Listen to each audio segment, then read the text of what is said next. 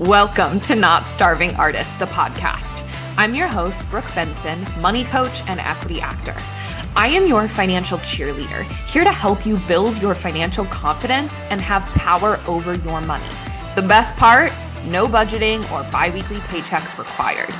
I went from being a broke BFA grad having weekly panic attacks about money to a financially confident, wealth-building actor and business owner.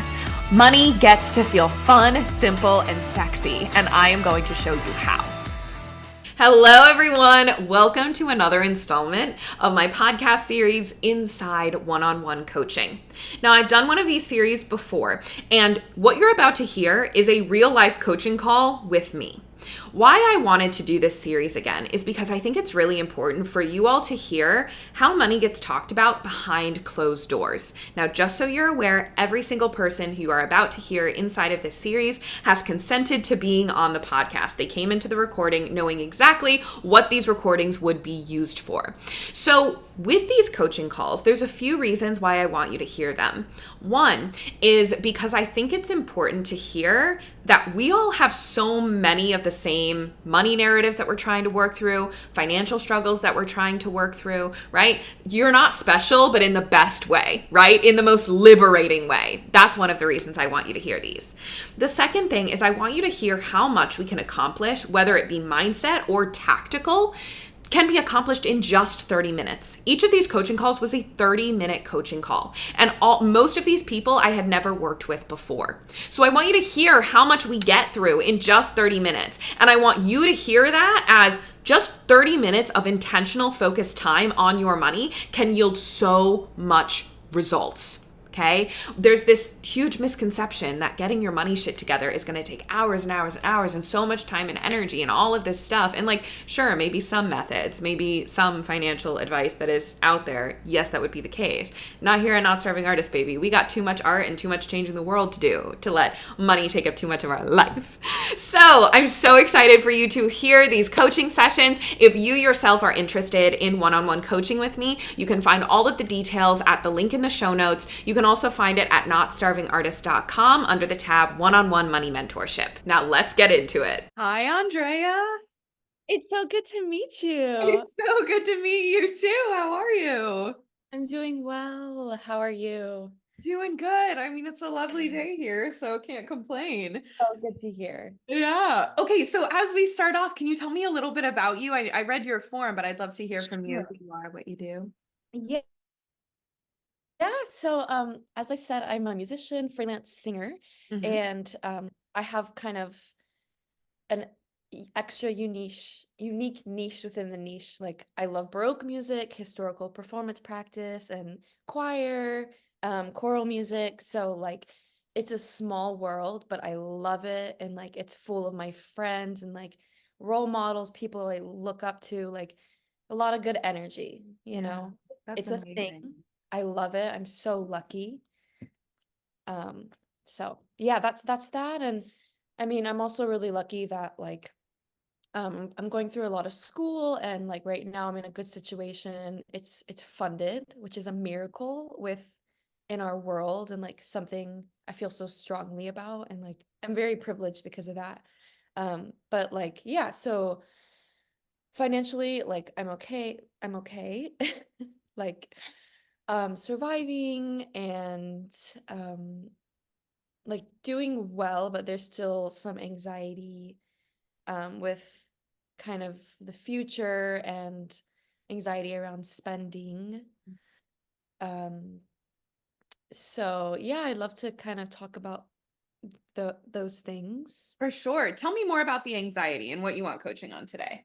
Yeah, sure. So, as I said, I'm a student now and also freelancing, but I'll be graduating in a year. Okay. So I will be hitting a transition period and a loss of income. Definitely opportunity for more income, like I'll have more free time and stuff, but it's going to be very different. And yeah, my saving situation is okay. I have an emergency fund and I have extra savings as well, but I don't it's like I don't trust that. Mm, And um I don't know. I basically have anxiety about using that resource, even mhm. though I know that's what it's there for. Why don't Uh, you trust your savings? it probably boils down to not trusting myself, or just not trusting that I'll be able to provide for myself, even though Mm, I have for my whole life. mhm. So I'm not exactly sure, but I wonder if having like, I don't know. I don't know what I need to do to get over that hurdle, but it feels really abstract. Mhm. Like my money feels abstract, my bank account feels abstract, even though like the numbers are there. Mhm. So it feels kind of intangible. Sure. So whenever there's a fear around money, specifically in not trusting your money, whether it's not trusting your savings or feeling guilty pulling from savings, it's usually for one of two reasons or a combination of both. It's less about not trusting your savings. It's more about not trusting that you'd be able to fill back up your savings, right? Being able to generate more money and more income. Or two, it's not trusting your process, your money management system and strategy to funnel your income back into savings. So right now I'm hearing, right, like your system and your bank accounts and your money, it's all very abstract, which tells me that there isn't a trust in the system. But tell me what comes up as I say both of those things. Yeah, that definitely resonates because my bank account, it feels like a security blanket, like something that I'm used to having at a certain position. Mhm, And I know that I'll be okay, even if it's not at that position. mhm. But it's still fearful. It's still scary for me. Sure. Yeah. Tell me about why this specific position of your bank account feels safe.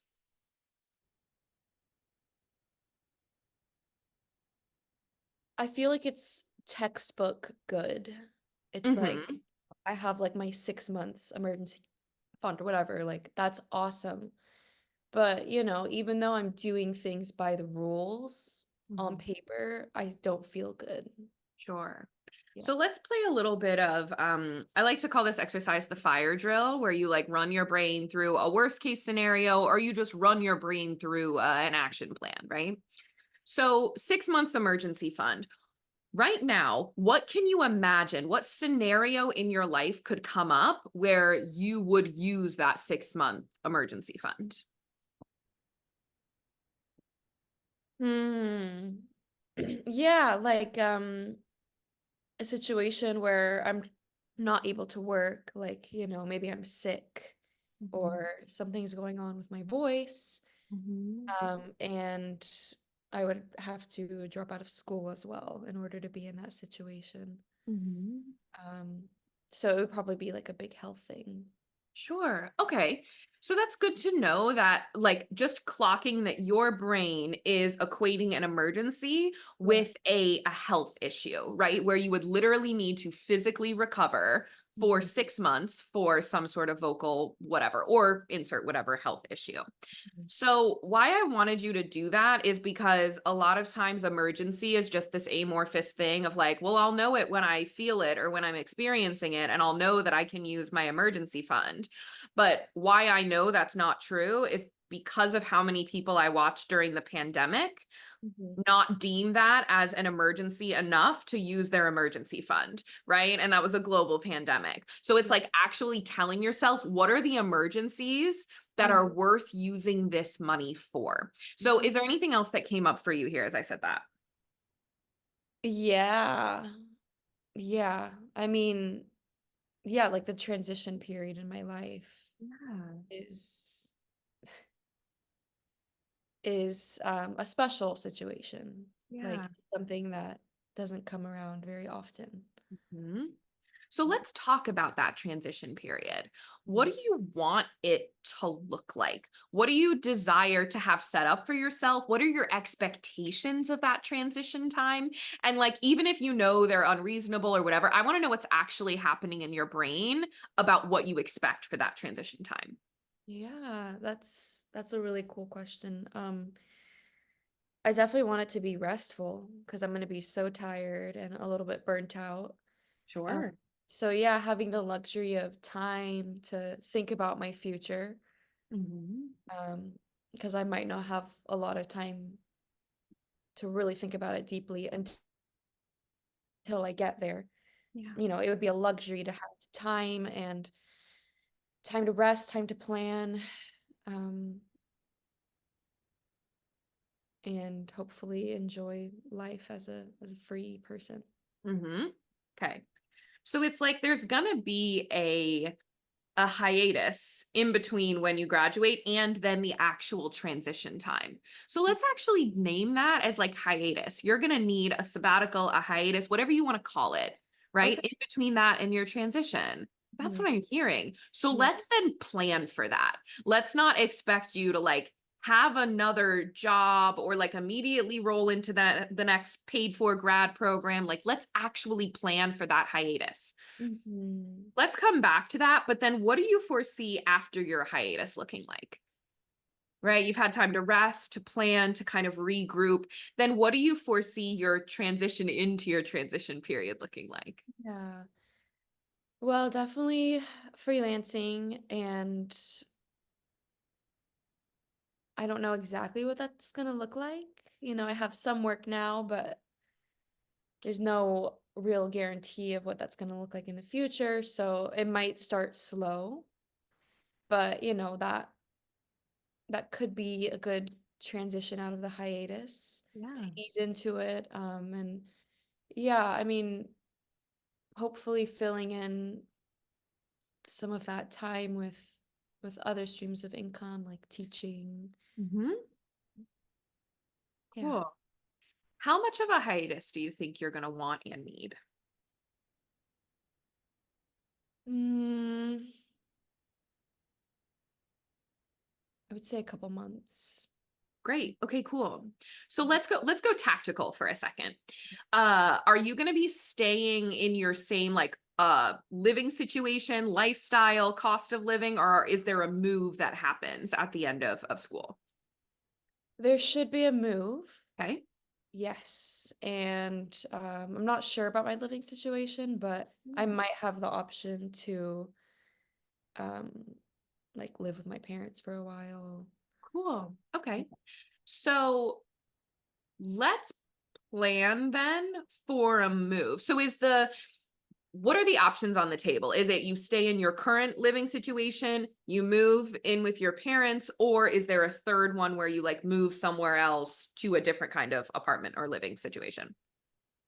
Yeah, so right now it would be stay in my old place, Mhm. or it would be move and move in with my parents. Cool. Yeah, that's pretty much it. Amazing. Okay.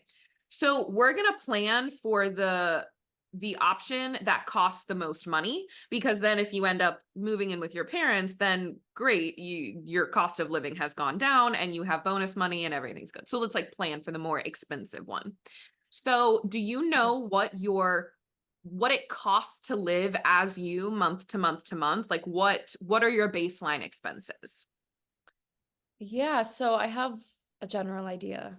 Cool. Mm, Yeah, so rent is 1,000, Uh-huh. and I would allow like probably 500 for food. Okay. Um, but it's kind of broad. It's not really specific. I'm Sure. not sure how accurate that is. So we have a general idea, right? 1,500 a month, right? To live as Andrea month to month to month. So with that, I'm pronouncing your name correctly, right? I didn't confirm that at Yes, the you are beginning. nailing it. Great. Just wanted to Nailing make sure. Okay, so with that, homework for you is go know those numbers specifically. So it. like go and calculate what are your like your rent, your utilities, your phone, your Wi-Fi, what are all of those? get that number. And then what are you averaging spending on like food, going out, shopping, anything like that? Get those numbers and like find the average, and let's get clear on like, is it actually 1,500 or is it much different than you expected? Let's get clear on that number. But if we're using 1,500, right? Like let's say it is 1,500, great. Now you know that in order to give yourself, so you said a couple of months of hiatus, let's give you 3 months of hiatus. Okay. So 1,500 times 3 is 4,500. Did that math right? Right. Okay. 4,500. Let's set aside $4,500 in a separate either savings account or bucket inside of your savings account. Where are you banking right now? Chase. Cool. Okay. So I don't think Chase has a bucket feature. Have you heard me talk about Ally before? Ally Bank? Yes. Cool. So Ally Bank has a bucket feature, which is why I say like a separate bucket, is because I'm usually talking about that feature. But you could also just create a different savings account as long as you're not paying fees for it. You could do that too. Having a separate section of money that is literally $4,500 that is titled hiatus money. Yeah. What comes up for you as you think about that? It sounds, the visual component of that sounds really reassuring, Yeah. making it less abstract. Yeah. Okay. Now, why I'm telling you to do that is because a lot of times there's this sneaky, whenever you're planning on having a hiatus or going into a season of spending. I was just talking to someone who went to grad school in Dublin, right? And she was going to be in a season of spending, or like going into a big move where you're like spending a big chunk of money. Anytime that sort of thing is happening, it's easy for our brains to be like, oh yeah, we're not going to be making a lot of money, and also we're going to be spending money. But there's like a sneaky little thought that's like, yeah, but like, what if we just made it back? Or like, what if we actually didn't spend it? Or what if our bank accounts didn't have to change? And so it's like that sneaky little thought that actually makes the expectation you're not going to be in a season of spending and you're going to be making the money that you were, and like nothing's going to change, which then causes the panic and the disappointment and the fear when you're actually in that season, because you had like the wrong belief about what that time was actually going to be. Yes. Yeah. Yeah, that actually resonates as well. Yeah. Tell me more. Yeah, like once you said the number, like what exactly it was gonna be. You were like, but what if I didn't have to spend that money? What if I could just make it? Yeah. It freaked me out. Yeah, like, okay, 4,500. That, it's accurate, but it still sounds like a lot of money. Yeah. Tell me like why it freaks you out. Why does it feel like a lot of money? It freaks me out because I've always had my security blanket in the bank. Like, essentially, for as long as like I've been working, I've worked so hard to like prove myself that I can make it and like provide for myself and have this textbook accurate kind of backing for me, right? Like the savings, the emergency fund. I've had that for so long, and that's been kind of my validation that I've been making it. But yeah. I'm So gonna need to let's, use yeah, it. go ahead. So to clock this here, of course, spending the money that's in your savings for a hiatus is going to feel terrifying because you have equated your worth as an artist with a specific number in your savings account. So now if you spend money from your savings, your worth as an artist is now coming into question. So of course you don't want to touch it. Yeah. That makes so much sense. So instead of like trying to like pretend that that doesn't exist, all we have to do is we just have to cut the tie between the number in the savings account and your worth as an artist, and what it means to be financially secure as an artist. Yes. Yeah. Because being financially secure as an artist looks different than people who don't have fluctuating income. Was your family, or like the people you grew up with, did they have 9-to-5s, traditional jobs? Yes, for sure. Great. So that's ingrained in you. right? I was the Mhm. same way. My parents both 9 to 5ers, right? Like that consistent paycheck, you're consistently saving. You have your emergency money, but you literally never have to touch it because an emergency hardly ever comes up because you're never between jobs, right? Like especially our parents' age, that wasn't really a big thing. And so with that, it's about changing your definition of what providing for yourself as an artist means. So I'm going to use an analogy of like, let's go back into like cave people times. Okay. So, like, we are foraging for berries, we are hunting for meat, we are providing for ourselves via going out and hunting for the food and the meat and the berries, right? And we're putting them into the cave for us to eat. Mhm. You then also have to eat the berries and eat the meat to be provided for. Just stockpiling and having a big pile of rotten meat in the back of your cave, and you're like, I've provided. Look at, we have the biggest pile of meat and we're not eating it. We are starving. You can see our ribs, but we've got the biggest pile of meat. Like when we think about it that way, that's silly, right? We're like, well, of course you would eat the meat. So you have to just apply that to your money. Providing for yourself financially means, yes, you've put money away, but using some of that money you've put away to provide for yourself just as important. Mhm. Yeah, absolutely. And as you say that, I'm just kind of reminded of this analogy reminds me a lot of my parents, and like Tell me I more. I saw them do that, like save so much. And now that like they're in their retirement age, and like they're still saving, and like I just like want to see them spend and enjoy. And but in a really really small scale, I realize I'm doing that as well. Yeah. Mhm. And so, and you're exactly right, right? Like this is a skill. This is why the skill of spending is the most important money skill, because you have to learn this skill at some point. And as artists, freelancers, business owners, people with fluctuating income, we actually have the luxury of forcing ourselves to learn it early on so that we're not 60 years old having to learn that lesson when you've got 40 years ingrained in you that the only good money skill is saving. And then it becomes so hard in your retirement years to like enjoy the last third of your life, right? What a scary place to be. So, like, what a luxury you have that you get to flex that muscle now, right? Yes. So, the skill of spending, it means being able to take parts of your savings that you've set aside for specific things and spend them guilt free, right? Which is why I want you to get on board with that $4,500 and saying yes to it and being excited to spend it. And why we start with the tactical strategy piece, why I'm telling you to put that money into a bank account now is because what came up for you when I said put that money away and you were like, that's a lot of money. Oh my gosh, when you actually do it, then the mindset stuff that you actually have to work through is going to surface. So you're ready to go a year from now when you actually graduate. Yes, I see. Mm-hmm. Mm-hmm. What Hmm. else is coming up here? Yeah, it feels like if I have that in its own bucket or pocket, if I actually have anything to like worry about or any concerns like in other areas, I'll be able to sort of that like visually will be obviously a lot more clear, and it sounds like a more manageable way to like just kind of parse out my goals. Yeah, for sure. Yeah. So tell me about your savings. You said you had 6 months of savings in the bank. After you put the 4,500 into this hiatus bucket, are you still going to have savings left over?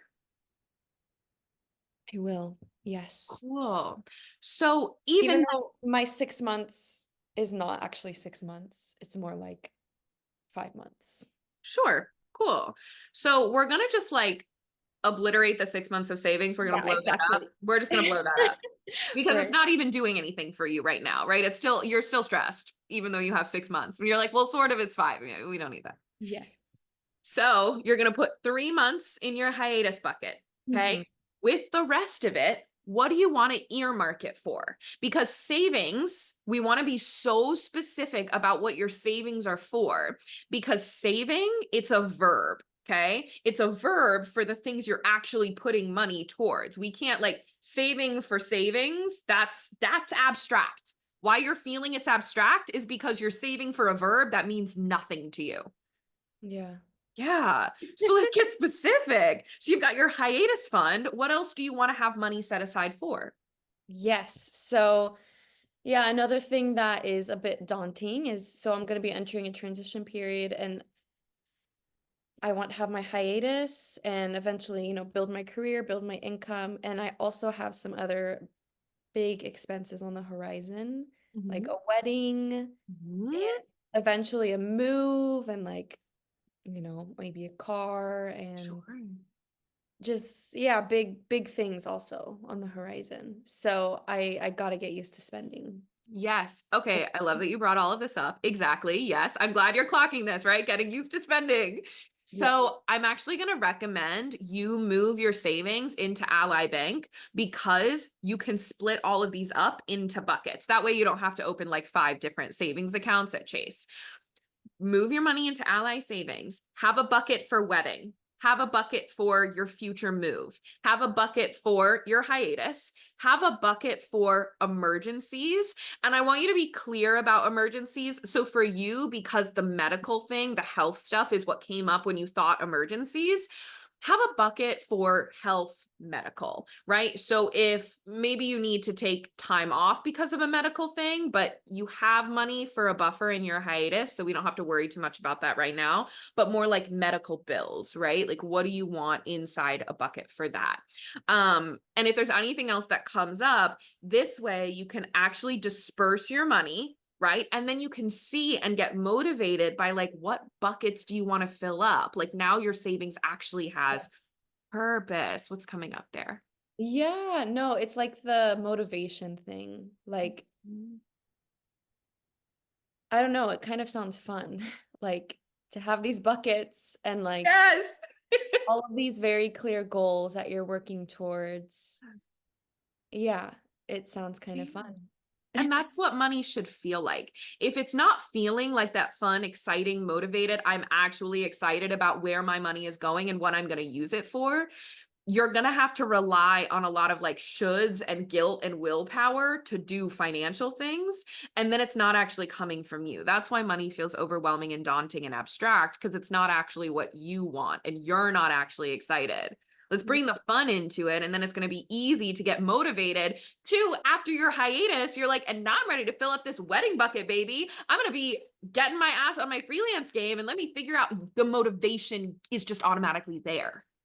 I love that. Yes, I need a new system because Mm, systems I've learned are stressing me out. yes, exactly. And stress doesn't help anything. Shoulds don't help anything. Mm-hmm. Yeah. I'm going to give you another piece of homework here is to celebrate how much you have provided for yourself already as an artist. This is a piece of an artistic life that so many of us forget to do is celebrate not just your artistic wins, but the wins of the life you're creating alongside your artistic career. So I want you to have a moment where you're actually celebrating the dollar amount you have in savings. That you as an artist did that. Yeah. What's coming up as I say that?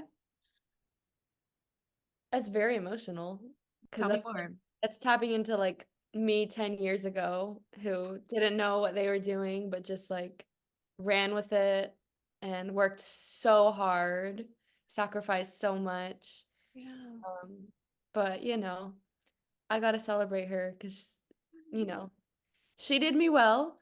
And Yeah. yeah, she, past me definitely opened a lot of doors for me. And Yeah. it's worth celebrating for sure. That is so beautiful, Andrea. Yes. And like you need to show her everything that she did. And what you're going to get me emotional because I feel this too, right? Like as an artist, how far we've come, we forget to celebrate. So, something I want you to do, this is like an actual celebration practice. I want you to pull up your bank account, right? And wherever that part of you lives, that old starving artist, scared, recently graduated, bright eyed, bushy tailed artist version of you lives in your body or whatever kind of whatever you want to visualize to tap into her. Mine lives right here, like right near my heart. So you're going to talk to her and you're going to hear her yell and scream about her fears and what's happening and all of that. And you're going to pull up the bank accounts and you're going to be like, look what we did. Look what we did, baby girl. Look, we have 5 months of savings, 5 months of bills paid. And guess what? Guess what? I'm going to give us a 3-month hiatus. Can you believe that as an artist, we don't have to hustle for 3 months because we got 3 months of bills in the bank? Have that moment with her to be like, look what you created. I'm so proud of you. Yes, absolutely. Oh my gosh. Yeah, that's making me emotional too. Good. And be in that energy more, because the more you're in that energy, the more excited you're going to be to continue to create and continue to provide for yourself in more ways than just shoveling money into a savings account. Okay. Yeah. I love Cool. that. Good. You got some good homework this week. We got numbers and then you've got some emotional work too. Oh yes, I love that. Can't wait to celebrate. Good. Well, it's so lovely to get to coach you today, Andrea. Well, thank you so much. Lovely to meet you. Thank you for everything you do. Of Seriously. course. Good luck with your final year. Thank you. Appreciate Okay. it. Bye. Thanks so much for tuning in. Come join me on Instagram for more on how to build a simple, sexy relationship with your money. My Instagram handle is @NotStarvingArtists. And if you want to dive deeper with me, head to the show notes to learn more about one-on-one coaching. If you love this episode, subscribe, leave a review, and share it with a friend that you want to get rich with.